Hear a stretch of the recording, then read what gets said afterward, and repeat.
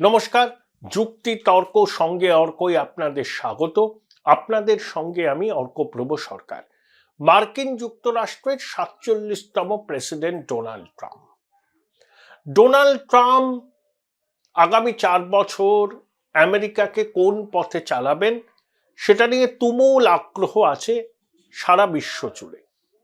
Donald Trump কি tariff ওয়ারে শেষ পর্যন্ত জড়িয়ে পড়বেন চীনের সঙ্গে? গ্রিনল্যান্ড কিনে নেবেন নাকি দখল করবেন? পানামা ক্যানালের অধিকার প্রতিষ্ঠার জন্য সেনাবাহিনীকে কি কাজে লাগাবেন?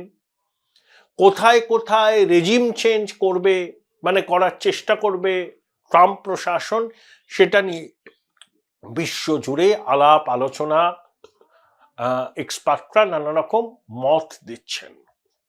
দেখুন, ট্রাম্পের যে প্রশাসন, সেই প্রশাসনে ফার রাইট উইং লোকজনের সংখ্যা বেশি এবং র্যাডিক্যাল ইসলামের বিরোধী লোকজন, লেফট লিবারাল লোকজনের বিরোধী মতাদর্শের লোকজনই সেখানে বেশি। যেমন বিদেশ সচিব Marco Rubio, national security advisor Mike Waltz, FBI এর ডিরেক্টর কাশ প্যাটেল, ন্যাশনাল ইন্টেলিজেন্সের director practicing Hindu Tulsi Gabbard, Elon Musk, এরা সবাই র্যাডিক্যাল ইসলামের বিরোধী। জো বাইডেন তার বিদায়ী ভাষণে কি বলেছেন? যে অলিগার্কি ডেভেলপ করতে পারে আমেরিকা। আমি মানছি everything is not hunky dory in America, সেটা সম্ভব না, কিন্তু ভারতের স্বার্থ কতটা সুরক্ষিত থাকবে? দেখুন, ভারতীয় উপমহাদেশের আমেরিকার বিদেশ নীতি অনেকটাই নির্ধারিত হবে নরেন্দ্র মোদী কি ভাবছেন তার উপর, এবং দুজনের ব্যক্তিগত সম্পর্কের রসায়ন যে অত্যন্ত মজবুত, যেটা ভারতে আমেরিকার বিদায়ী রাষ্ট্রদূত এরিক গারসেটি পরিষ্কার করে বলে দিয়েছেন। এই যে 1-2-3 এগ্রিমেন্ট হয়েছিল ভারত এবং আমেরিকার অসামরিক পরমাণু চুক্তি, তাতে কিছু বটল নেক্স ছিল, সেই বটল নেক্স গুলো সরিয়ে দেওয়ার হয়েছে। ভারতের যারা পরমাণু গবেষণা করেন এবং যে সমস্ত বেসরকারি প্রতিষ্ঠান পরমাণু বিদ্যুৎ সহ অন্যান্য বিষয় নিয়ে কাজ করেন, তারা এবার সরাসরি আমেরিকায় প্রতিষ্ঠানের সঙ্গে যোগাযোগ করতে পারবে। Initiative for emerging technology, Bharat ও আমেরিকার মধ্যে কথা হচ্ছে। আমেরিকার বড় কর্পোরেশন যেমন মাইক্রোসফট, সত্য নাদেলা বলেছেন যে $3 বিলিয়ন তারা ভারতে ইনভেস্ট করবেন শুধুমাত্র আর্টিফিশিয়াল ইন্টেলিজেন্সের ইনফ্রাস্ট্রাকচার এবং ক্লাউড কম্পিউটিং এর ইনফ্রাস্ট্রাকচার তৈরি করার জন্য, এবং 1 কোটি ভারতীয় তরুণীকে মাইক্রোসফট প্রশিক্ষণ দেবেন যাতে তারা এন্টারপ্রেনার হতে পারে। তো এর একটা বিষয় আছে, কিন্তু রাজনৈতিক বিষয়টা তো আমাদের দেখতে হবে। ডোনাল্ড ট্রাম্পের প্রেসিডেন্ট হিসাবে কার্যভার নেওয়ার আগেই আমরা দেখলাম যে ইরানের প্রেসিডেন্ট চলে গেছেন মস্কোতে, তাকে স্টেট অনার দেওয়া হয়েছে। রুশ সোলজাররা যারা বিভিন্ন যুদ্ধে শহীদ হয়েছিলেন তাদের স্মারকে পুষ্পস্তবক দিয়েছেন ইরানের প্রেসিডেন্ট। প্রথমে ইরানের প্রেসিডেন্ট রাশিয়ার প্রাইম মিনিস্টারের সঙ্গে কথা বলেছেন, তারপরে পুতিনের সঙ্গে শীর্ষ বৈঠক করেছেন। তা থেকে সিদ্ধান্ত হয়েছে যারা নতুন রেল করিডর তৈরি হবে, সেটা রাশিয়া থেকে শুরু হবে, আজারবাইজানের ভিতর দিয়ে ইরানের হার্টল্যান্ড পেরিয়ে সেটা পারস্য উপসাগরের কাছে গিয়ে শেষ হবে। ইরান তার নতুন রাজধানী করছে মাকরান, তেহরানের থেকে রাজধানী সরিয়ে নিচ্ছে, কারণ তেহরান পুরনো শহর, ইনফ্রাস্ট্রাকচার ভেঙে পড়ছে। তাই মাকরান, সেটা হচ্ছে চাবাহার বন্দরের কন্টিগুয়াস, সেইখান অব্দি চলে যাবে সেই রেল লাইন, এবং চাবাহার বন্দর থেকে পণ্য আসবে আবার মুম্বাই বন্দরে।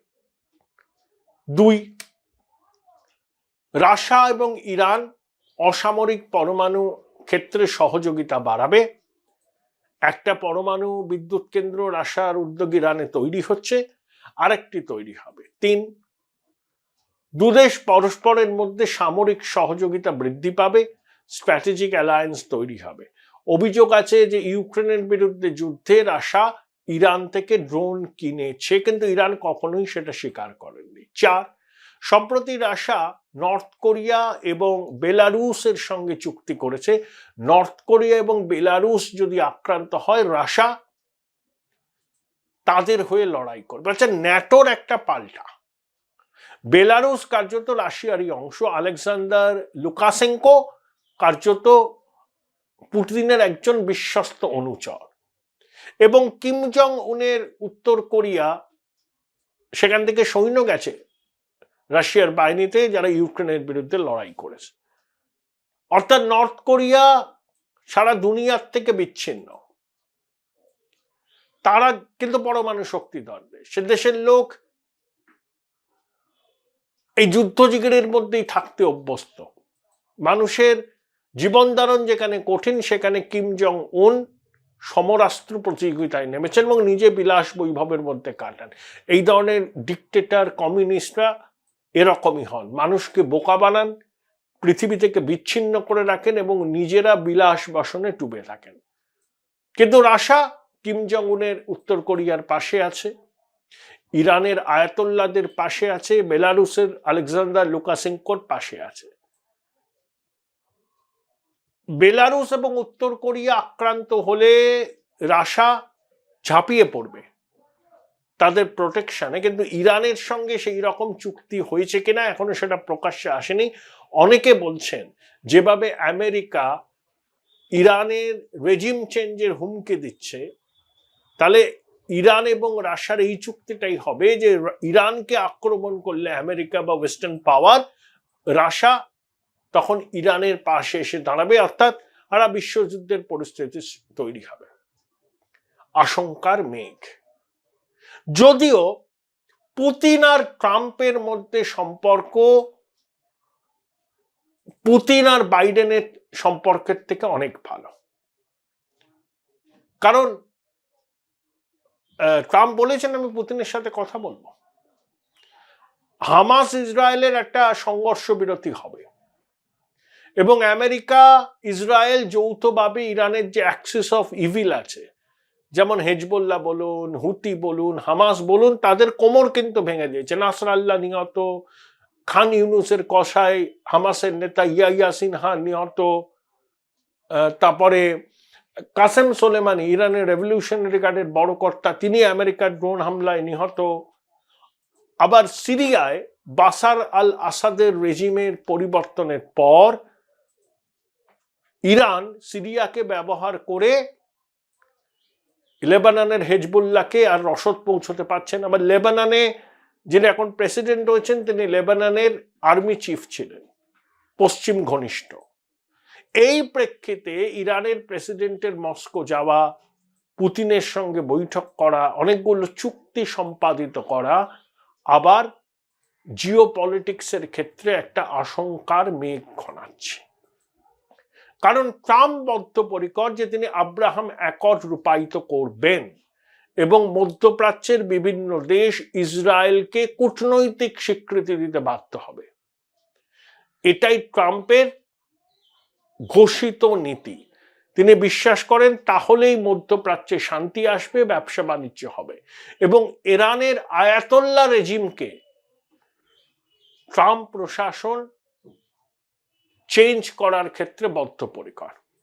কারণ ইরানের সাধারণ মানুষ আয়াতোল্লাহ রেজিমের উপর সন্তুষ্ট নয়, কারণ তাদের যে হার্ডশিপের মধ্যে দিয়ে যেতে হচ্ছে এই আপনার নিষেধাজ্ঞার পরে, আর্থিক নিষেধাজ্ঞার ফলে, সেটা অসহনীয় হয়ে উঠছে। শীতের সময় ইরানে 15-16 ঘন্টা করে বিদ্যুৎ ছিল না।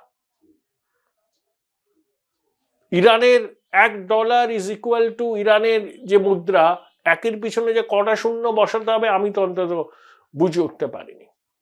নিষেধাজ্ঞার কারণে ইরান গ্যাস তেল রপ্তানি করতে পারে না, ঢুকছে, ইনফ্রাস্ট্রাকচার ভেঙে পড়ছে। আবার রাশিয়ার উপরও আমেরিকা নিষেধাজ্ঞা জারি করেছে যে তেল রপ্তানির ক্ষেত্রে 182টা ট্যাঙ্কার যাতে করে তেল আসে ভারতে, সেটাও নিষেধাজ্ঞার কবলে পড়েছে। 12ই মার্চ পর্যন্ত বর্তমান যে পরিস্থিতি আছে সেটা থাকবে, তারপরে নতুন ব্যবস্থা লাগু হবে। কিন্তু ভারত সরকার ট্রাম্প প্রশাসনের সঙ্গে কথা বলছে, ভারতের ক্ষেত্রে সমস্যা হবে না, কারণ আমেরিকার নিষেধাজ্ঞা সত্ত্বেও ভারত রাশিয়া থেকে সস্তায় তেল কিনেছে। আগে কিন্তু 1%, এখন কিনছে 40%। ইরান থেকেও তেল কিনেছে। ইরানের সঙ্গে ভারতের সম্পর্ক ভালো, আবার রাশিয়ার সঙ্গেও ভারতের সম্পর্ক ভালো। কিন্তু রাশিয়া এবং ইরান নিজেদের মধ্যে দ্বিপাক্ষিক চুক্তি করছে, স্ট্র্যাটেজিক অ্যালায়েন্স, এবং ট্রাম্প 47তম প্রেসিডেন্ট হিসাবে দায়িত্বভার নিয়েছেন।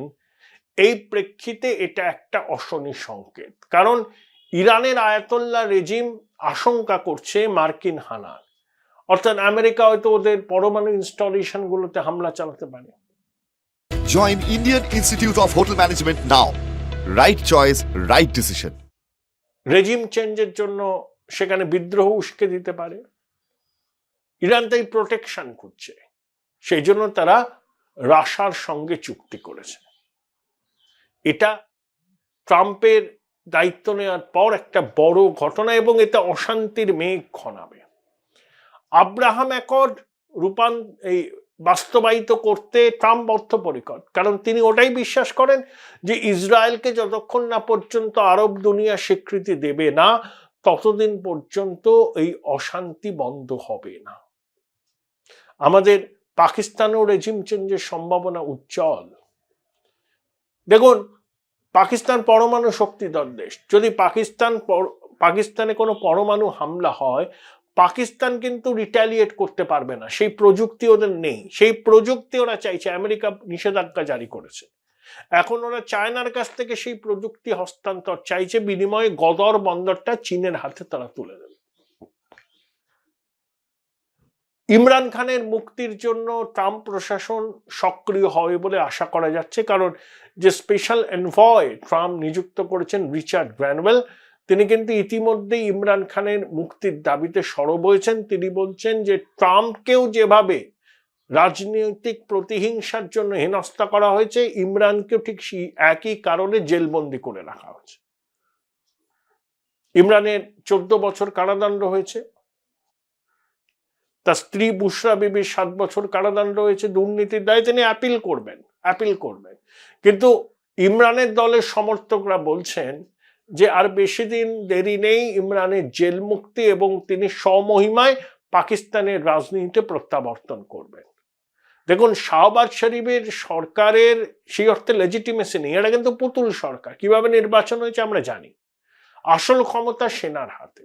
সেই জন্য পিটিআই এর চেয়ারম্যান ব্যারিস্টার গহর খান সেনাপ্রধান আসিম মুনিরের সঙ্গে দেখা করেছেন। এতদিন কিন্তু সেনাপ্রধান ইমরানের দলের কারুর সঙ্গে কথা বলতে রাজি ছিলেন না, কিন্তু ট্রাম্প ক্ষমতায় আসার মধ্যেই দেখলাম সেনাপ্রধান ইমরানের দলের চেয়ারম্যানের সঙ্গে দেখা করলেন।